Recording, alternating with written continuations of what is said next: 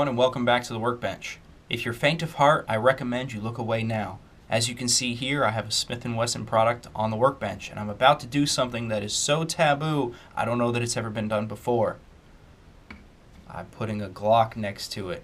That's right, this is the newest addition to my collection. I am a Smith & Wesson boy through and through. I really like their product. I own more than one of their products. Couple handguns, couple rifles. I really think they are a fantastic value for the money. However, I've recently purchased a Glock 19. Obviously, this is the Flat Dark Earth model. This is also a Generation 3, and I'll explain why I chose the Generation 3 over the Generation 4 here in a bit. Alright, so that's enough hurting your eyes. Let's go ahead and take the Smith & Wesson out of this video. Alright, so the Glock 19, as you can see, is clear. No ammunition present on the Workbench. Why did I buy the Glock 19? Well, it's a direct competitor of the Smith & Wesson product, and I figure it would be a good idea to cross-train with a direct competitor.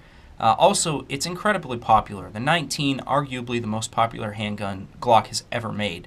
I wanted to get something that was not only popular, something that other people could shoot, new shooters could feel comfortable with, but something that I would enjoy to potentially even conceal.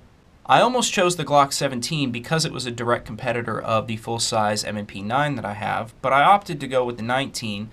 Also, because I have what I consider to be a subcompact pistol and a micro pistol, I wanted something that was considered compact and not full-size.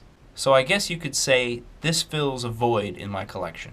Now, I've always held true that Glocks are slightly overpriced, and I still hold true to that.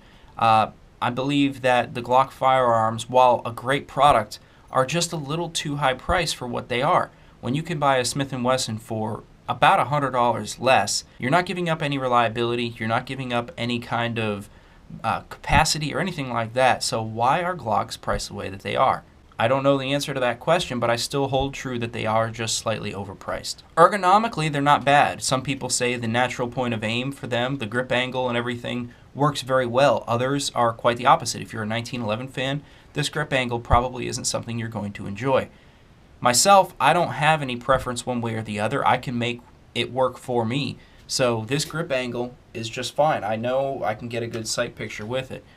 The Smith & Wesson is the same way. That's the pistol I regularly compete with, and I'm very comfortable with it and very used to it.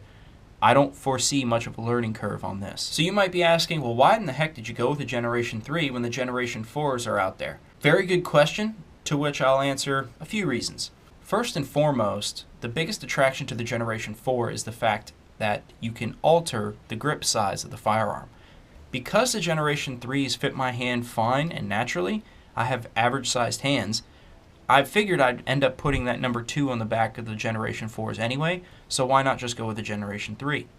Additionally, the grip texturing is slightly too aggressive on the Generation 4 for my liking.